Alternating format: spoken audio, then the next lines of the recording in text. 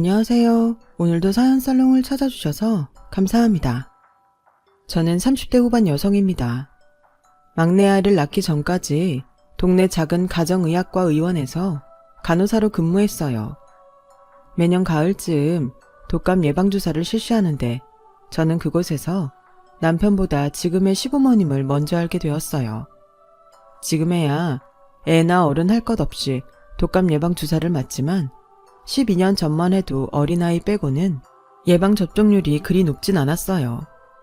그래도 연세가 있으신 분은 종종 주사를 맞으러 오셨는데 그때 전 지금의 시부모님을 처음 보게 되었어요. 어찌나 다정해 보이는지 시아버지의 손을 꼭 잡고 병원에 들어온 시어머니를 보며 나도 나중에 결혼하면 꼭 저렇게 늙고 싶다고 생각할 정도였어요. 사람들이 보는 눈은 비슷하다고 하죠. 나중에 알고 보니 저희 시부모님은 이 동네에서 금술 좋기로 유명하신 분들이셨고 다른 간호사 선배의 말을 듣기로 시어머니는 당뇨와 혈압 그리고 고지혈증 등 저희 병원에 자주 오시는 단골 환자셨어요. 그리고 언제나 그런 시어머니와 시아버지는 동행하셨죠. 접수를 시작으로 병원에서 시어머니를 아기 대하듯 보살피기로 소문이 자자하셨습니다. 처음 보는 간호사 아가씨네. 시어머니는 주사를 준비하고 있는 저에게 먼저 다정하게 말을 거시더라고요. 네, 이번 주부터 근무하게 됐어요. 인물이 아주 곱네. 감사합니다. 어머님도 엄청 미인이세요.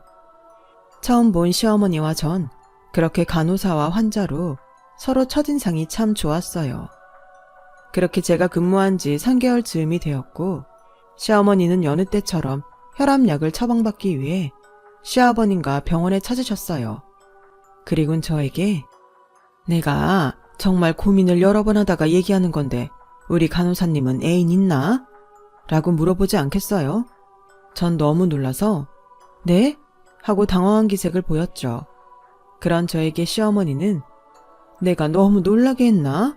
사실 나한테 아들이 하나 있는데 볼 때마다 둘이 잘 어울릴 것 같아서 라며 말끝을 흐리셨어요.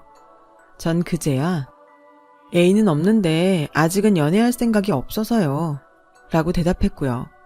사실 저는 그때 8년 사귄 남자친구와 결혼 직전까지 갔다가 헤어졌고 그 후유증으로 연애는커녕 남자를 만날 생각이 전혀 없던 때였어요. 저의 대답에 시어머니는 그래? 아쉽네 라며 서운한 얼굴빛을 보이셨고 전 그런 시어머니를 보기가 민망해 더 분주하게 움직였어요. 그렇게 시간이 또 흘러 시어머니의 다음 진료일이 잡혀있던 날이었어요. 지난번 일이 있었지만 시간도 꽤 지났고 개의치 않으려고 마음을 먹고 있는데 시어머니는 이번에 시아버님이 아닌 지금의 저희 남편을 데리고 병원에 오셨습니다. 어머, 오늘은 아드님이랑 오셨네요. 접수처에서 다른 여자 간호사가 톤이 살짝 업되어서는 설레는 듯 말을 했고 전 그 소리에 시어머니와 동행한 남편 얼굴을 봤어요. 훤칠한 키에 뚜렷한 이목구비. 누가 봐도 남편은 남들에게 호감을 살 만한 훈남이었어요. 그 순간 저는 그냥 애인 없다고 아드님 소개해달라고 할걸 하고 생각이 들 정도였죠. 그러면서도 혹시 시어머니가 전에 제가 애인은 없다고 했으니까 은근슬쩍 소개하시려고 남편을 데리고 온 게 아닐까 하는 기대도 살짝 했는데 그건 저의 김칫국이었어요. 정말 시어머니와 남편은 진료만 딱 보고 발걸음을 돌렸고 전 아쉬움에 시어머니와 남편의 뒷모습만 바라봐야 했어요. 그게 저와 남편의 첫 만남이었어요. 결혼하고 나중에 남편에게 듣기로 그때 시어머님이 거기 간호사 한 명이 새로 왔는데 얼굴도 예쁘고 싹싹한 게 너무 괜찮더라. 가서 얼굴이라도 한번 볼래? 라고 남편을 데리고 병원에 온 거라고 하더군요. 그 후 종종 시어머니는 당신의 남편 대신 저희 남편을 데리고 병원에 오셨어요. 전 여느 때처럼 친절하게 응대했고 또 주사실에서 준비하는 저에게 시어머니는 우리 아들 어때?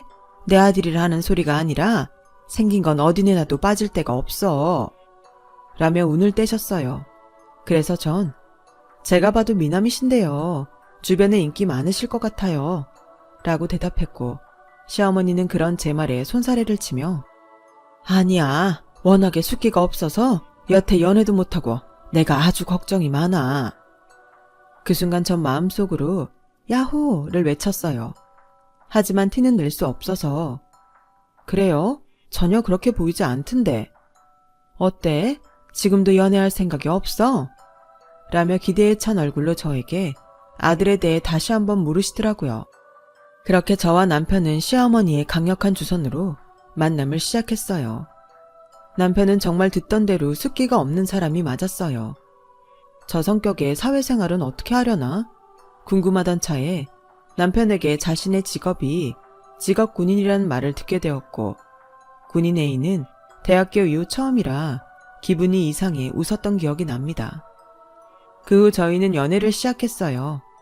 남편은 숫기가 없지만 착하고 다정한 사람이었고 무엇보다 화목한 집안에서 사랑받고 자란 티가 나서인가 사람 자체가 구김이 없어 보여 좋았어요. 요즘 우리 아들이랑 잘 만나고 있나? 사내놈이라 집에선 톡톡 물어봐도 그냥 그렇다고만 하고 얘기를 안 해줘서 내가 아주 여기 오기 전까지 궁금해서 죽겠더라니까. 시어머니는 그렇게 병원에 진료가 있는 날이면 당신 아들의 여자친구인 저에게 그동안 궁금한 것들을 풀어놓았죠. 그 덕분에 저의 연애는 병원에서 공공연하게 드러나 늘 화제거리가 되었어요. 저는 처음엔 조금 부담스러웠지만 차차 시간이 지나면서 주변의 관심이 싫지 않더라고요. 저희는 2년의 연애 끝에 결혼을 하게 되었어요.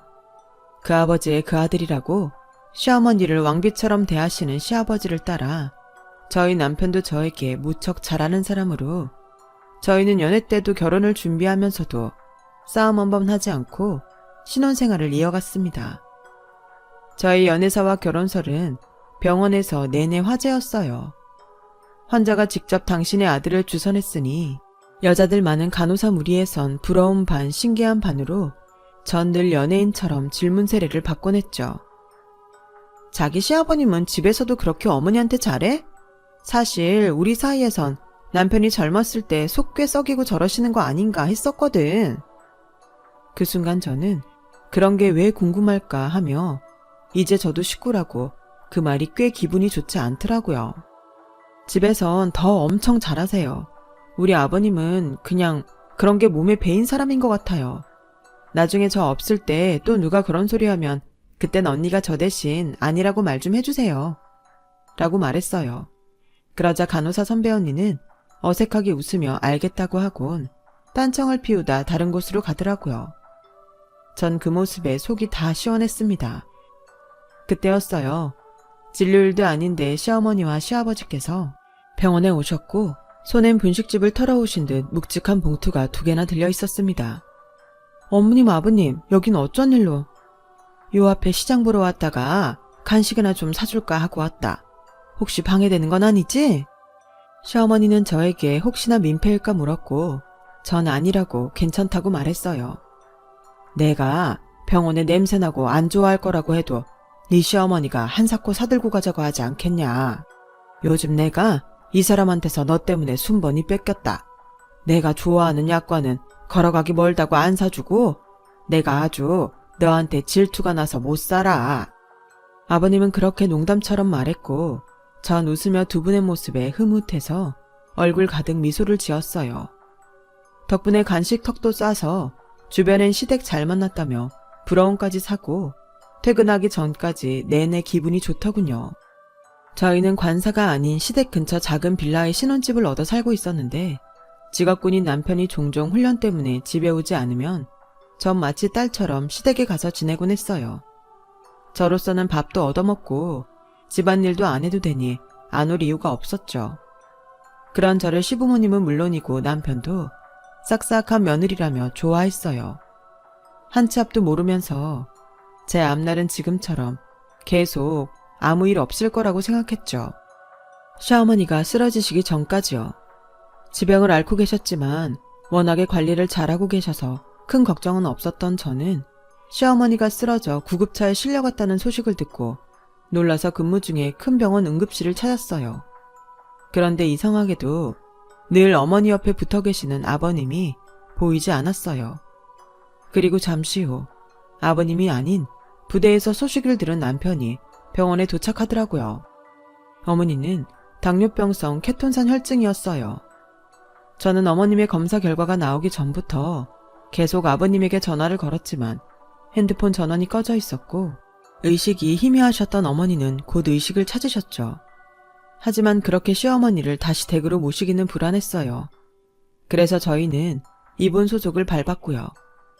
그렇게 병원에 시어머니를 모셨고 시어머니는 종훈이는 밖에 잠깐만 나가 있어라. 서희랑 할 얘기가 있어. 라고 하시더라고요. 전 그렇게 시어머니와 단둘이 병실에 남았어요. 지금부터 내가 하는 말 잘 듣고 네가 내 부탁 좀 들어줘야겠다. 어머니는 그렇게 말씀을 시작하셨고 전 듣는 내내 믿을 수 없는 사실에 입을 다물지 못했습니다. 어머니가 힘들게 꺼낸 이야기는 시아버님에 관한 이야기였어요. 당신의 아내만 지극정성으로 챙기던 저희 시아버지의 놀라운 비밀이었죠. 내 시아버지한테 다른 여자가 있다. 감쪽같이 속이고 10년이나 두 집 살림을 했어. 어머니는 담담하게 이야기하려 했지만 잘 되지 않는 듯 보였어요. 그도 그럴 것이 10년이나 당신을 속이며 그렇게 일편단심 연기를 했으니 누가 그 배신감을 참을 수 있겠어요. 전 어머님의 손을 꼭 잡아드렸어요. 저희 시아버님은 초등학교 교장 선생님을 하시다 정년 퇴임을 하셨거든요. 어머니는 그 내연녀가 아버님이 학교에 근무할 때 만난 사람이라고 하셨고 직접 듣기로 그 내연녀는 아버님이 근무하는 학교에 다니는 손주를 아들 내외 없이 도맡아 보살피던 학부형이라고 하시더군요. 세상에 교장 선생님과 학부형의 만남이라니. 지금 생각해도 어떻게 그럴 수 있지 하며 놀랍기만 합니다. 저는 어머님이 어떻게 그 사실을 아셨는지 궁금해서 조심스럽게 여쭤봤어요. 그러자 어머니는 요즘 들어 꾸준히 관리하는데도 몸이 좋지 않아서 이러다 큰일이라도 나지 싶더라. 그래서 큰 병원에 가봐야겠다고 생각하다가 예전에 들어놓은 보험에 혹시 뭐라도 이용할 수 있는 게 있나 싶어서 찾아봤지. 근데 글쎄 거기서 처음 보는 전세계약서 한 장이 나오지 않겠니? 어머니는 그게 뭔가 싶어 자세히 읽어봤고 아버님의 명의로 계약된 7천만 원짜리 전세계약서라는 사실을 아셨다고 해요.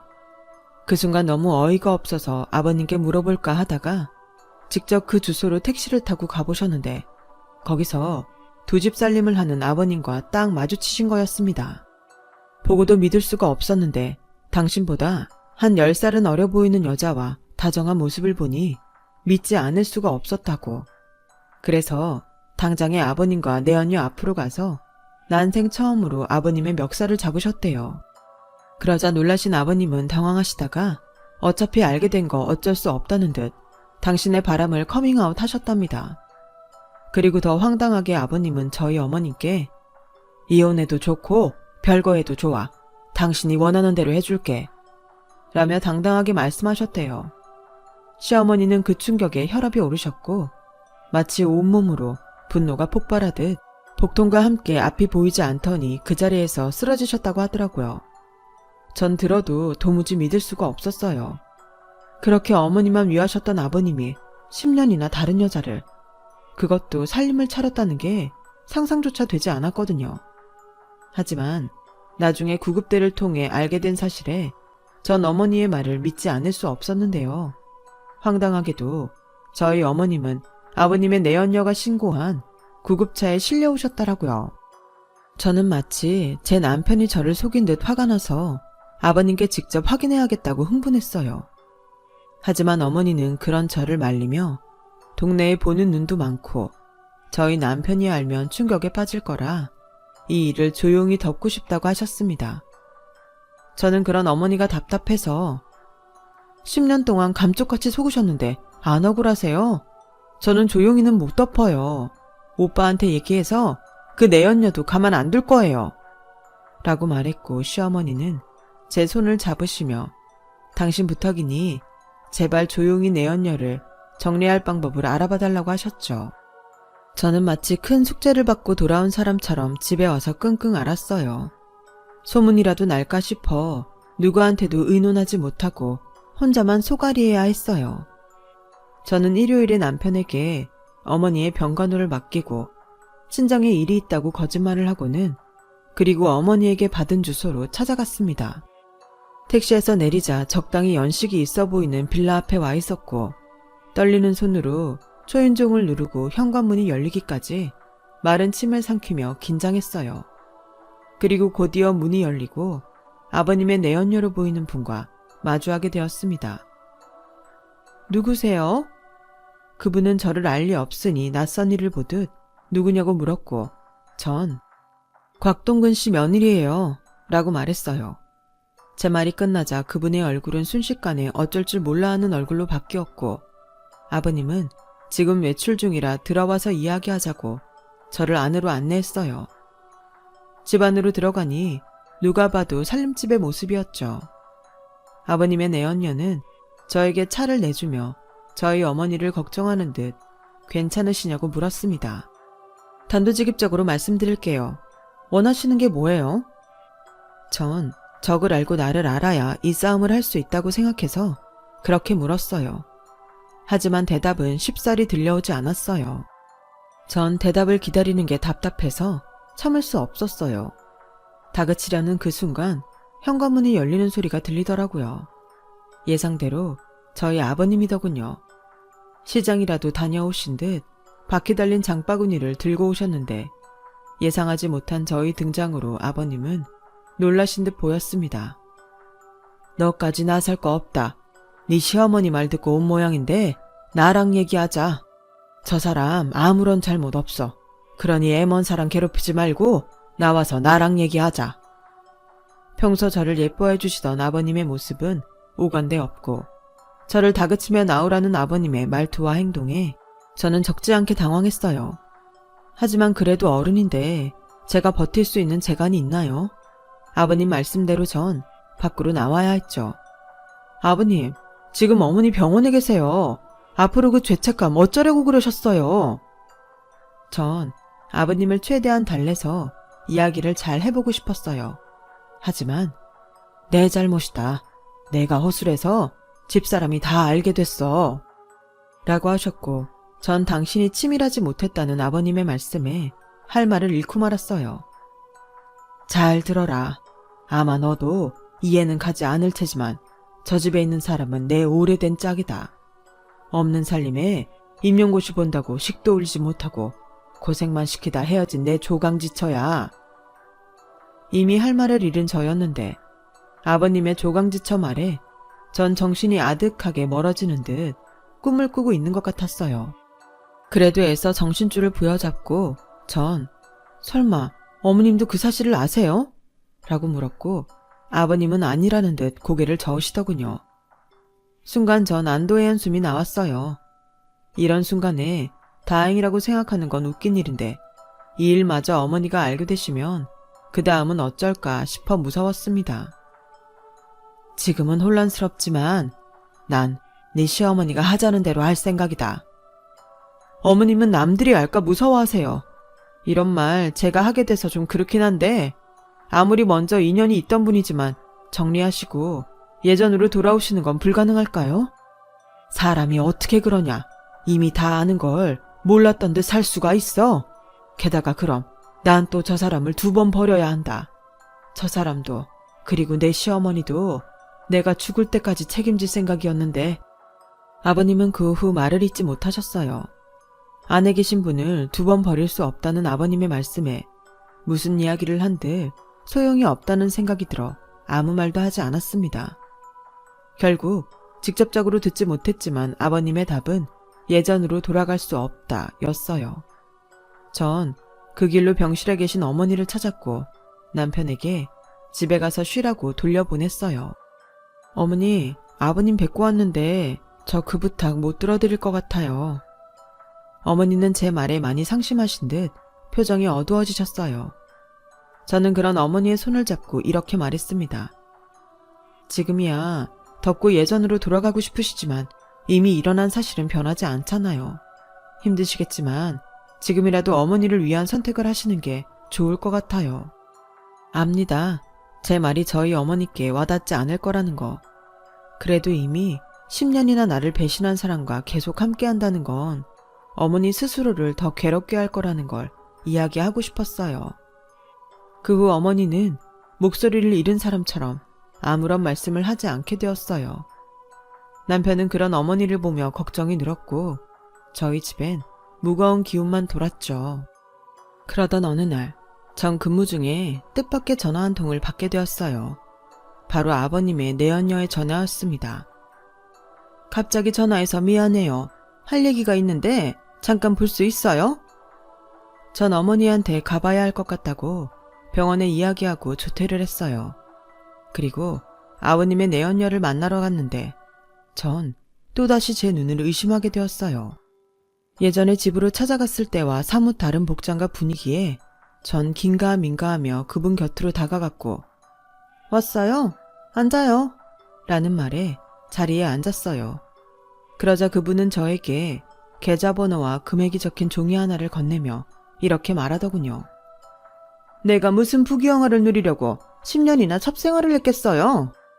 거기 적힌 대로 돈 보내주면 깨끗하게 사라져 줄게요. 그쪽 아버지 절대 저 못 버려요. 내가 떠나지 않는 이상 그쪽 집이 원하는 대로는 절대 돌아갈 수 없다는 얘기니까 그쪽 시어머니랑 잘 상의해서 결정해요. 저는 기가 차서 말이 나오지 않았어요. 적어도 옛사랑에 미련에 절절한 사람들이라고 생각했는데 아버님은 몰라도 그 내연녀는 속이 시꺼먼 사기꾼이었죠. 저는 어이없다는 듯 종이를 그 여자 보는 앞에서 찢었어요. 제 행동에 놀란 여자의 표정은 정말 가관이었고요. 전 순간 핸드폰을 들어 찢어진 종이 조각과 그 여자의 사진을 찍었어요. 난 이 사진 한 장이면 이 문제를 해결할 수 있을 것 같은데요. 그럼 안녕히 가세요. 아, 어머니한테 얘기해서 상간녀 소송도 할 거예요. 우리 아버님이야 10년 동안 당신한테 노란한 거니 아마 당신이 원하는 대로 되진 않을 것 같네요. 전 제 앞에 놓인 냉수를 한 번에 원샷했고 시원한 얼굴로 그 자리에서 일어났습니다. 그러자 그 여자는 어디서 그런 힘이 생겼는지 저를 붙잡고 제 핸드폰을 뺏으려 했고 전 그런 그 여자를 밀어버렸죠. 여자는 비명을 질렀고 전 그 사이에 그 여자를 뿌리치고 거기를 나왔습니다. 그리고 곧장 아버님을 찾아갔어요. 아버님 앞에 제가 사진 2장을 내밀고 이야기하자 아버님은 현실을 부정하듯 혼란스러워하셨고 전 아버님께 이렇게 말했습니다. 선택은 아버님이 하세요. 전 솔직히 아버님께 실망했어요. 아버님은 비겁하게 선택을 어머니한테 미루셨고 좋은 사람인 척 어머니를 기만하셨어요. 결국 어느 쪽도 아버님은 책임지지 못하신 거예요. 지금이라도 비겁하게 굴지 마시고 사태 파악 잘하세요. 제 이야기가 다 끝날 무렵 뻔뻔한 여자는 아까와는 다른 모습으로 돌아왔더라고요. 마치 제가 어디서 비슷한 사람의 사진을 구해온 듯 놀라는 연기를 선보이는데 참 어이가 없었습니다. 하지만 예전 아버님 말씀대로 몰랐으면 모를까 사실을 안 이상 예전으로 돌아갈 수는 없었어요. 아버님은 그토록 애틋했던 당신의 조강지처에게 사실이냐며 추궁했고 여자는 딱 잡아떼며 제가 꾸민 짓이라고 뒤집어 씌우려고 했지만 며느리가 무슨 수로 그 사진을 찍나며 아버님은 배신감에 치를 떨었습니다. 그러자 그 여자는 울며 불며 억울해서 그랬다고 10년 동안 죽어 지내면서 그 자리는 자기 자리인데 저희 어머니가 다 누리고 산다며 억울해서 돈이라도 뜯어내고 싶었다고 이실짓고 하더군요. 아버님은 끓어오르는 분노에 집안 살림을 전부 부수기 시작하셨어요. 그리고 그 자리에 계속 있기가 좀 그래서 전 빠져나왔어요.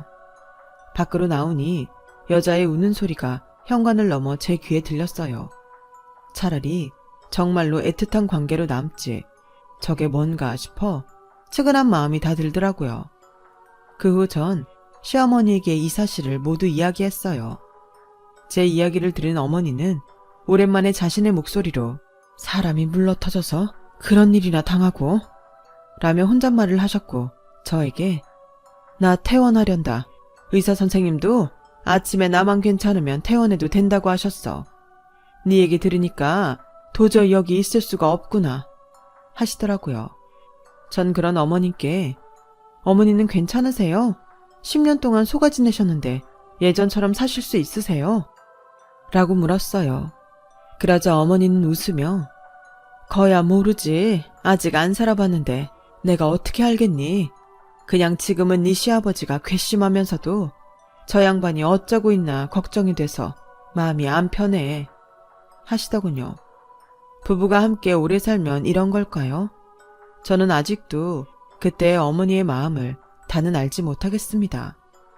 그 후 어머님은 퇴원을 하셨고 아버님은 식구들 볼 면목이 없다며 짐을 싸고 집을 나가셨어요. 그때까지 아무런 사실을 몰랐던 남편은 제 이야기를 듣고 당장에 그 여자를 찾아가겠다고 난리를 피웠지만 어머님이 일단 아버님을 찾는 게 우선이라며 남편을 말렸고요. 저와 남편은 어머님을 혼자 둘 수 없어 어머니의 집으로 들어갔어요.